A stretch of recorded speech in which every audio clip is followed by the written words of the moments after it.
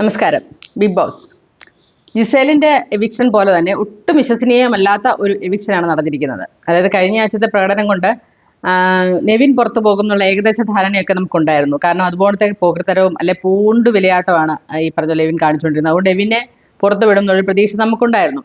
അത്രയ്ക്കൊന്നും ആര്യൻ എത്തിയില്ല. ആര്യന്റെ ഭാഗത്തുനിന്ന് തെറ്റുകൾ ഉണ്ടായിട്ടുണ്ട്, സംഭവം ശരിയാണ്. പക്ഷെ എന്നാലും എവിന്റെ അത്ര ബുദ്ധിമുട്ടൊന്നും ആര്യൻ ഉണ്ടാക്കിയില്ല എന്നുള്ള കാര്യം സത്യം തന്നെയാണ്. പിന്നെ ഇന്നലത്തെ പ്രകടനമാണെങ്കിലും കുറച്ച് മോശമായിരുന്നു. പക്ഷേ എങ്കിൽ ഇന്നലെ വോട്ട് ചെയ്യാനുള്ള അവസരമൊന്നും ഇല്ലായിരുന്നു. പിന്നെ ഇന്നലത്തെ ഒരു പ്രകടനം കൊണ്ട് എന്തായാലും ആര്യന് നെഗറ്റീവ് വരാൻ ചാൻസ് ഇല്ല. അത് അടുത്ത ആഴ്ച വരാൻ ചാൻസ് ഉള്ളൂ. പക്ഷേ ആര്യൻ ഔട്ടായി എന്നുള്ള ഞെട്ടിക്കുന്ന വാർത്തയാണ് വരുന്നത്. സത്യം പറഞ്ഞാൽ ഫൈനൽ ഫൈവിൽ ഞാൻ വിചാരിച്ചാണ് ആര്യൻ ഫൈനൽ ഫൈവ് വരുന്നത്. ഇനിയിപ്പം ആര്യന് പകരം ഷാനവാസ് വരും എന്നുള്ള പ്രതീക്ഷയുണ്ട്. കാരണം ഇന്നിപ്പോൾ കൈപിടിച്ച് ഷാനവാസ് വീണ്ടും തിരിച്ചു വരും എന്നൊക്കെയാണ് അറിയപ്പെടുന്നത്. അങ്ങനെയാണെങ്കിൽ ഫൈനൽ ഫൈവില് ഷാനവാസ് എത്തും. അക്ബർ കാണും, ഷാനവാസ് കാണും, നൂറ കാണും.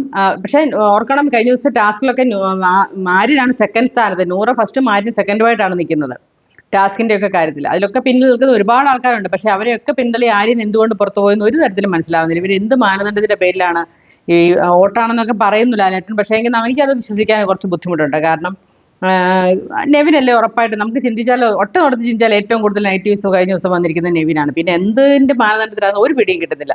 എന്തായാലും വളരെ മോശം എവിക്ഷൻ ആയിപ്പോയി. എന്തായാലും ശനിയാഴ്ച ഇന്നത്തെ ദിവസം എവിക്ഷൻ ഉണ്ടാവില്ല, ഞായറാഴ്ചയാണ് എവിക്ഷൻ. ഇന്ന് മിക്കവാറും ഈ പറഞ്ഞ പോലെ എല്ലാവരും റോസ്റ്റ് ചെയ്യാനുള്ളവരെയൊക്കെ ലാലേട്ടൻ റോസ്റ്റ് ചെയ്ത് ആൾക്കാർക്ക് വിശ്വസനീയമാവിധം എന്തെങ്കിലുമൊക്കെ കാണിച്ചു കൂട്ടി പോകാനാണ് സാധ്യത. അപ്പൊ ഇന്നത്തെ ഒരു ദിവസം നെവിനെ പൊരിക്കുന്നു, അനുമോളെ പൊരിക്കുന്നു. അങ്ങനെ പൊരിക്കാൻ ഇഷ്ടംപോലെ ആൾക്കാരുണ്ടല്ലോ. ആര്യനെ ഇന്ന് കുറച്ച് പൊരിക്കാമായിരിക്കാം. അതൊക്കെ കാണിച്ചതിന് ശേഷം കുറവ് പ്രകടനം കാണൂല. പ്രകടനത്തിന് ശേഷം നാളെ ആയിരിക്കും എവിക്ഷൻ ഉണ്ടാവുക. ഞായറാഴ്ചത്തെ ഇല്ലാത്ത എവിക്ഷൻ ഉള്ളൂ, ഇന്ന് എവിക്ഷൻ ഉണ്ടാവില്ല.